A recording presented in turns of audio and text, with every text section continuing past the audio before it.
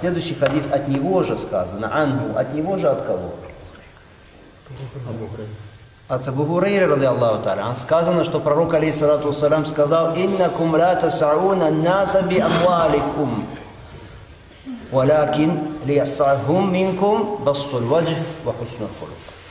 Вы не сможете охватить всех людей вашими деньгами, вашим имуществом, но охватите их от вас радушным выражением лица и благонравием.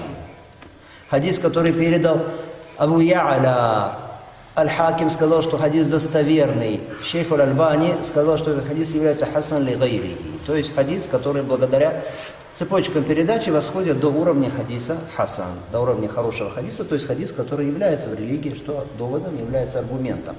И так сказано: «Иннакум ла тасауна наса би амваликум». Вы не можете охватить всех людей, не сможете вашим имуществом. Воистину так. Человек, он не сможет, сколько бы он ни имел денег и имущества, всем помочь и всех охватить вот этим вот имуществом, сделать так, что все будут довольны. Заслужить любовь всех через свое имущество.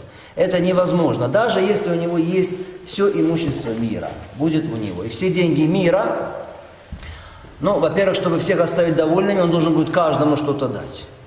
Но даже если он даст всем что-то, предположим, он дал человеку $10, все равно человек скажет: а мне 10 мало, мне надо 20, или мне надо 200. То есть оставить довольными всех людей, заслужить любовь людей через имущество, охватить всех людей имуществом, это невозможно. Пророк, алейхиссалату вассалям, говорит: но есть средства привлечь людей к себе. Есть сердце, склонить их сердца, заслужить их любовь, заслужить их довольство. Это что? Это хуснул хулук, это благонравие, это бастуль ваджх, это радушное выражение лица. Охвати их, сказано в хадисе. Пусть охватит людей от вас радушное выражение лица и благонравие. Радушное выражение лица бастуль ваджх. Бастуль ваджх буквально с арабского языка означает как бы широта лица. Широта лица. Почему так сказано? Широта. Потому что если человек, у него радушное, приветливое выражение лица, что это значит? У него лицо как будто бы что становится больше, шире. Хорошо? Оно становится светлое.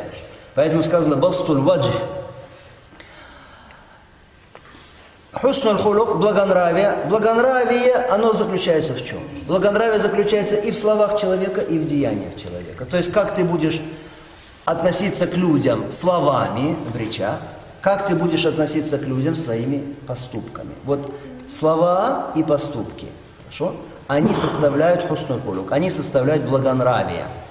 Вот если ты используешь этот совет пророка, алейхиссалату вассалям, это замечательный рецепт, хорошо, то поверь тогда, поверь, что действительно ты увидишь, что ты можешь охватить людей вот этими вещами.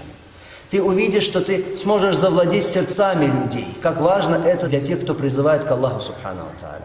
Как не хватает это людям, которые называют себя дуат иля Аллах, призывающие к Аллаху. Радушное выражение лица, улыбка на лице. И благонравие, благие слова и благие поступки. Да, может быть, у человека мало денег. Может быть, у человека, опять же, не на таком уровне его щедрость. Может быть. Но из-за своей приветливости, из-за своего радушия, из-за своего благонравия, из-за своего хорошего отношения к людям, ты видишь, как этот человек любим окружающими, как люди уважают его, как люди радуются, когда он появляется в обществе, а не наоборот, как люди слушают его, как он завладевает сердцами людей. Вот что творит с людьми благонравие и радушие. Человек становится любим людьми. Ты можешь помочь человеку словом, можешь помочь ему своим каким-то поступкам, это благонравие. Ты можешь где-то уместную шутку сказать человеку, то есть не шутка, которая обидная, оскорбляет человека, нет, но ты видишь, что человек удручен, опечаленный, что-то ты сказал ему такую, какую-то шутку. Или какой-то разговор завел, который человеку приятен, который человека заставляет забыть его печаль, вносишь радость в его сердце. Пророк, алейхиссалату вассалям, мы с вами говорили до этого, шутил ли он? Да, шутил.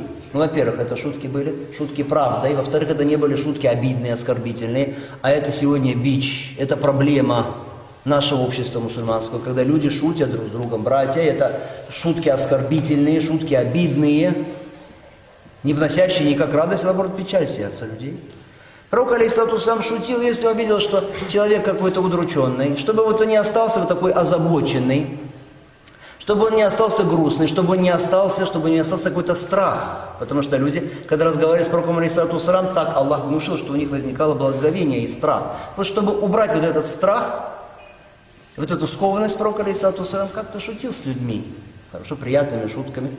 Итак, вот эти две вещи, благонравие и радушие твое, радушное выражение лица, они наоборот мрачное, угрюмое выражение, эти вещи, они способны охватить людей.